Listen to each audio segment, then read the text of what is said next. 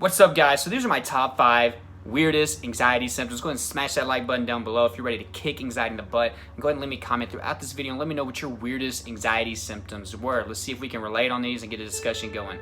So guys, the first thing that really threw me off and I was really weirded out, creeped out about, was the feeling of losing control. Never really felt this way in my life until I had panic disorder.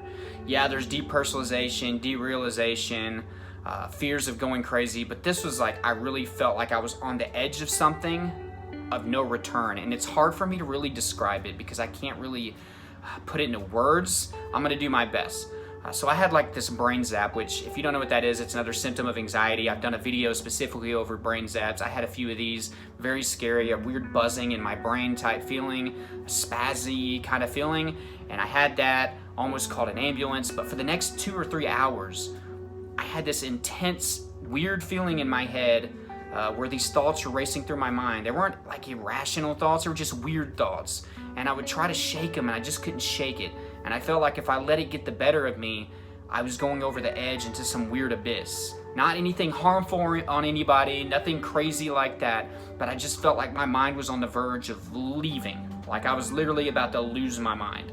One of the scariest symptoms I've ever dealt with, and it was often in the worst panic attack scenarios that I would have.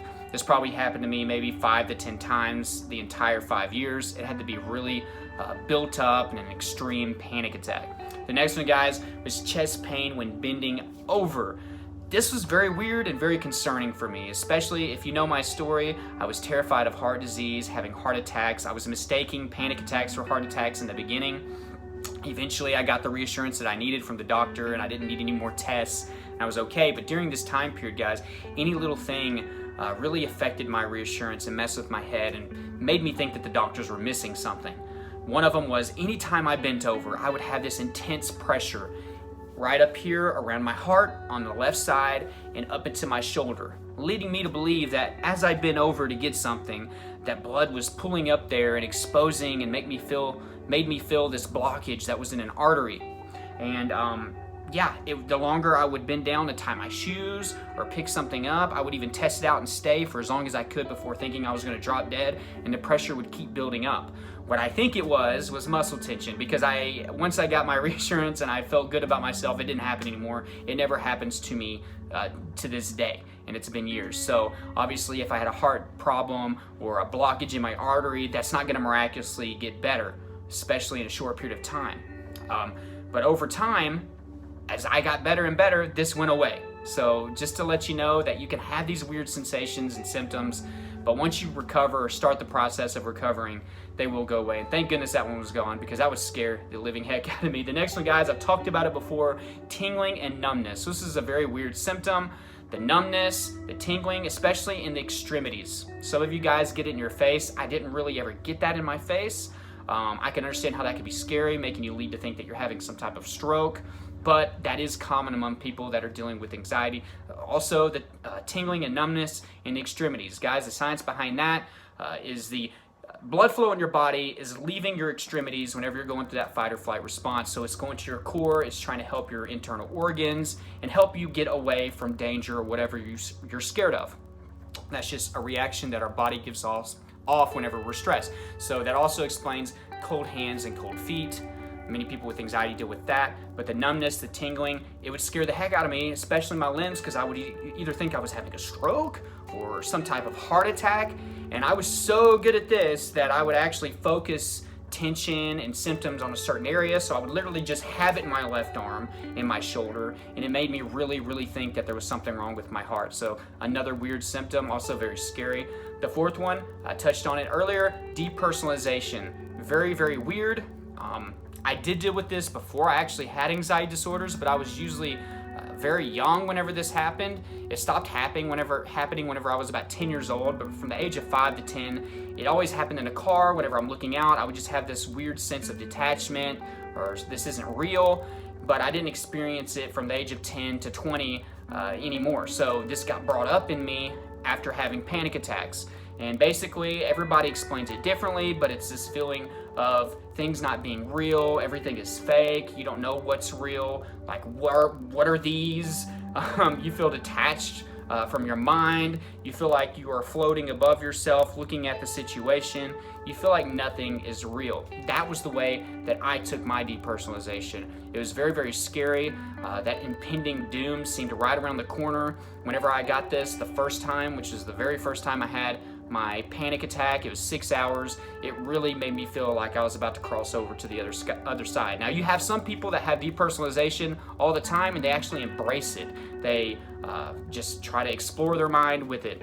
But for me, it was very weird. It creeped me out. It made me feel like I was passing over to the other side. It ensured me that I was dying. So depersonalization and derealization, which is another term for it, was very, very weird and scary to me. The last one, guys, was burning sensations in my back.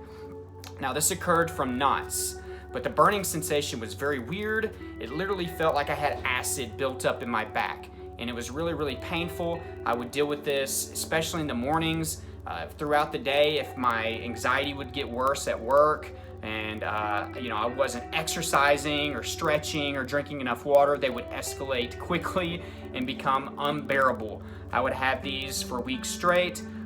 I would have to get people to rub my back. At least I wasn't scared of this one. I knew what was going on because I had somebody rub my back and they were like, wow, you have a bunch of knots in your back. And I was just amazed on how anxiety can literally twist these knots up in your muscles in your back. So whenever I talk about muscle tension, guys, that is very, very serious and a real thing. It's gonna cause 90% of the symptoms that you experience from anxiety, muscle tension alone. And it wreaked havoc on me, and I had horrible back pain. I threw my back out a bunch of times. I had extremity pain, leg pain. It also does not help you with migraines or headaches. That's what was causing my chest pains. So muscle tension can be attributed to that. So the fifth one, guys, is burning sensations. So guys, those are my 5 weirdest anxiety symptoms. Guys, if you're fighting anxiety and you're trying to get to recovery, you need to work on your root causes, identify those, and start to work on them. Everybody's different. Not everybody has the same causes. So make sure that you're doing that. From there, guys, you need to start changing your lifestyle up. I will say that journaling and meditation are super, super important. They were a big part of my recovery. 10 to 30 minutes a day for journaling. And also another 10 to 30 minutes for meditating. You need to do that early in the morning, right after you wake up and right before you go to bed. This is whenever you have the biggest impressions on your subconscious mind. You need to take advantage of those 2 time periods. Do that every single day. Journal about it, guys. I have a meditation journal in the description down below that you need to take advantage of, and you need to go purchase that because I have an actual review over it where I talk about the layout. I will actually put that at the end of this video. One of the most amazing things I've ever seen, one of the most amazing journals I've ever seen in my life. So check that out. It will really help you out. It'll help you learn how to meditate and learn how to journal at the same time. Guys, there's also therapy and counseling out there, guys, that you should be taking advantage of. I know many of you have bad experiences with therapists, but that's probably because you haven't found the right one. BetterHelp is down below in the description. Go check them out. Thousands of therapists to choose from, affordable prices. It's going to be a lot cheaper than what you're going to find out on the street. It's also more convenient. You can literally do it on your couch, at your house. You don't have to worry about being judged. You don't have to tell nobody. It's very, very easy to make an account on there. So that is down below in the description. Please go check that out because you need to be taking advantage of therapy. That's something I didn't take advantage of, and I wish that I could go back and change. Other than that, guys, my Snapchat, my Twitter, my Instagram's down there. The Facebook group for online support for anxiety disorders. We're over 1,600 members. We help each other out. We discuss our symptoms. We discuss methods of getting better and recovering. We share success stories. Please be a part of that Facebook group if you haven't. Remember that my Patreon account is down below. You can become a patron for $1. That's it. And you get many different rewards, and that goes to the support of the channel. So thank you so much, guys. Subscribe if you haven't. Hit that notification bell. Like this video if you got value. Remember to leave me a comment. Let me know what your top 5 weirdest anxiety symptoms were. Hope you have a great afternoon, guys.